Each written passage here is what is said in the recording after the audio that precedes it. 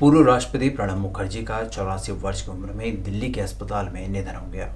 10 अगस्त को तबीयत बिगड़ने पर प्रणब मुखर्जी दिल्ली के army research and referral hospital में भर्ती हुए थे। उनके कोरोना पॉजिटिव होने की भी पुष्टि हुई थी। 14 अगस्त को कई लोगों ने उनके निधन की अफवाहों की खबरों को फैलाया था, जिसे उनके बेटे ने एक ट्वीट कर गलत बता दिया। 31 अगस्त को उनका निधन हो गया। उनका अंतिम संस्कार आज यानी 1 सितंबर को दोपहर लोधी रोड स्थित शमशान घाट में किया जाएगा। पूर्व राष्ट्रपति प्रणब मुखर्जी के निधन पर 7 दिन का राष्ट्रीय शोक घोषित किया गया है।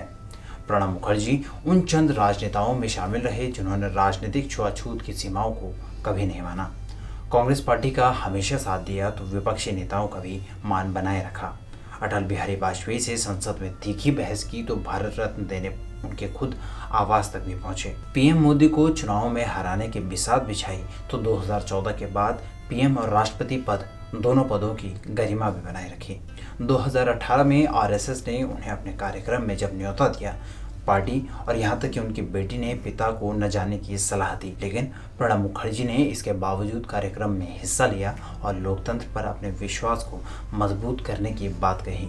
एक इंटरव्यू में उन्होंने बताया कि जब वो युवा सांसद थे तो उन्होंने प्रेसिडेंट हाउस को देखते हुए अपनी बहन अन्नपूर्णा से अगले जन्म में कुलीन प्रजाति के घोड़े के रूप में जन्म लेने की बात कही थी, ताकि वो भी राष्ट्रपति भवन पहुंच सके। इस पर उनकी बहन ने उनके इसी जन्म में राष्ट्रपति बनने की भविष्यवाणी कर दी थी। रामनाथ कोविंद और प्रधानमंत्री नरेंद्र मोदी ने उनकी मृत्यु पर शोक जताया है। पीएम मोदी ने लिखा है कि भारत रत्न श्री प्रणब मुखर्जी के निधन पर भारत शोक व्यक्त करता है। उन्होंने हमारे राष्ट्र के विकास पथ पर एक अमिट छाप छोड़ी है। वे एक विद्वान स्कॉलर रहे हैं। उन्हें समाज के हर वर्ग ने पसंद किया है। मैं 2014 में दिल्ली में पहुंचा था। पहले ही दिन से मुझे श्री प्रणब मुखर्जी का मार्गदर्शन, समर्थन और आशीर्वाद मिला। बेटी शर्मिष्ठा ने भी ट्विटर पर लिखा कि पिछले साल 8 अगस्त को मेरे लिए सबसे खुशी का दिन था, क्योंकि उस दिन मेरे पिता को भारत रत्न से नवाजा गया था। उसके ठीक 1 साल बाद 10 अगस्त को उनकी तबीयत खराब हो गई और गंभीर हो गई। वरिष्ठ भाजपा नेता लालकृष्ण आडवाणी ने कहा कि वो मेरे लिए एक साथी से बढ़कर थे। हमने अपने सामाजिक दायरे के भीतर और बाहर बहुत सारे अनमोल क्षण व्यतीत किए हैं।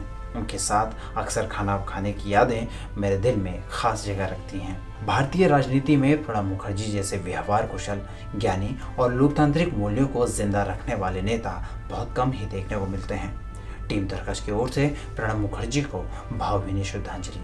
कैसा लगा ये वीडियो कमेंट सेक्शन में हमें ज़रूर बताएं और देश दुनिया की अन्य बड़ी खबरों के लिए सब्सक्राइब करें तरकश।